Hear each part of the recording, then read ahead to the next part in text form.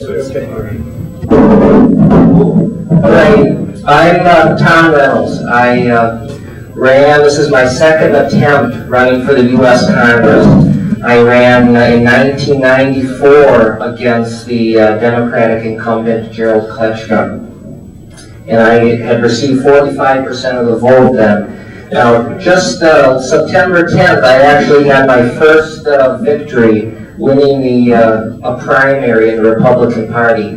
I was running against a fellow, Mac Davis. His father was a congressman, and he's been involved in the political process his whole life. He was a state senator, a judge, and I think this is a pretty classic race, is what is going on around the country. There are Republican insiders and there are Republican outsiders. Because what I really believe is going on in politics, especially in the Republican Party, is a battle going on to see what really is going to be the identity of the Republican Party. Unfortunately, there's a trend to take over the Republican Party, because I personally believe the Democratic Party is on its way out. In 6 years, 4 years, I don't even think it's going to exist. So the trend out there is to take over the Republican Party, make it into the not so liberal, not so socialist Democratic Party. Outside candidates like myself are entering into the race because we don't want that to happen. When I get to Washington, I will take an oath of office that says, I swear to uphold and defend the Constitution of the United States. And this is the proper basis and the proper view for what probably most of us want here from the Republican Party, which is government that will just leave us alone, that isn't taxing us, that isn't regulating us. We want government to have a limited role in our lives. And this is the message I'm bringing to the people of the 4th District. Jerry Kletchka, he is a big government, big spending liberal. When he went into politics in 1968, this was the great society that Lyndon Johnson was creating. People were looking to government, thinking that government could solve social problems, that solve all the problems in our country. So this is a philosophy he took into a government in 68. He's still holding on to. We really need a fresh, new perspective in government, and for government to have a limited role, for people to have more control over major decisions in their life. So hopefully we'll have a good question and answer session. I think that would be a little more interesting evening, and Paul and I will both answer some. I hope you have some good hard ones. You got any? So, a question. Social Security loan is probably going to be bankrupt by the time we retire, and I'm just curious what your feelings are on capping Social Security benefits. Yes, I believe in that. I think that we need to means test. I mean, we do it when we tax people, we tax the rich in a great way, and to help Social Security, I think we have to do that.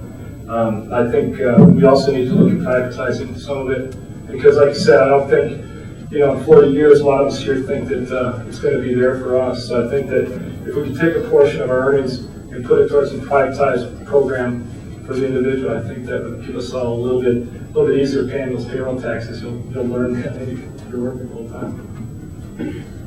Social Security can continue, and it would be there for us when we retire. But unfortunately, in order for it to be there, the United States would have to have the same taxation rate as European nations have, which the total taxation rate in Europe is between 72 and 84%, with Sweden being the highest, 84 cents out of every dollar government takes. So this is really one of the choices that people are going to make in the next coming elections.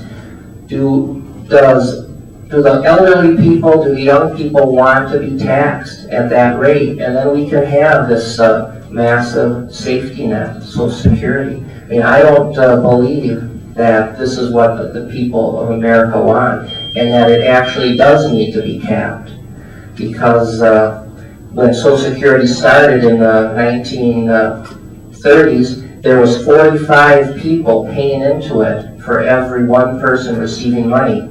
In 1960, it was 16 people paying in for every one person receiving it, and today it's 3.3 people paying in for every one person receiving it. So you can see that, I mean, it really cannot continue to grow at the rate it's growing, or we're going to have that huge taxation rate. So capping it, I mean, elderly people that I meet to see that as a sensible means to, you know, not have this huge tax burden on young people. Yes. What role do you think the federal government should play in education?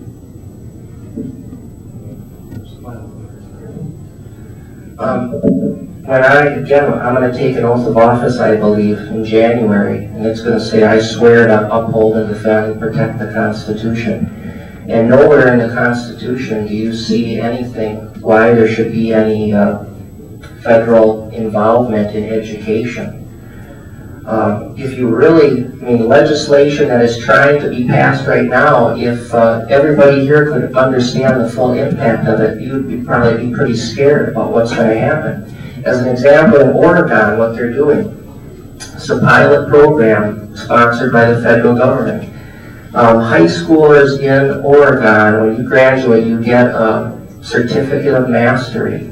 And this certificate, you have to have it, when you're in junior high, you have to decide what career you want to go into. And then the certificate of mastery enables you to get a job in that field. Now, if you don't, if you get that certificate and then you decide you don't want to go into that field, you have to go back and get a whole new certificate. I mean, it goes so much more beyond that, because recent legislation is creating national labor relation boards that are trying to tie in education, these certificates of mastery, with businesses that are requiring certain types of people with certain skills. And if you really look at that, this is not, I mean, this is not the good American way. This is closer to communism. In fact, it very much resembles communist China, what they're doing there, requiring such a massive government bureaucracy to control people's hiring habits and degrees. I mean, I'm not for that. Can I just follow up that, as a college student, this kind of touches close to home for me. Do you favor Gingrich's plan to cut $10 billion from the student loan program then? Are you sure this is Newt Gingrich's plan? And are you sure that it really is a cut?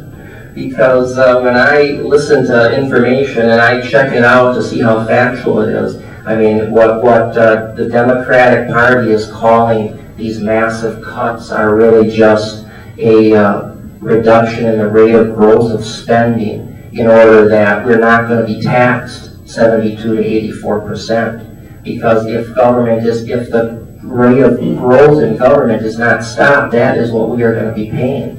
Taxation rate of 72 to 84%. I think there's a lot of problems with, if I answered your question, I don't really, the government now, they are not really cutting. They are simply reducing the rate of growth. I recall last year it was up for vote, and Republicans were actually trying to, if not completely cut the whole direct loan student program that Clinton started when he went into administration. I think a lot of that is just propaganda to sway people's votes.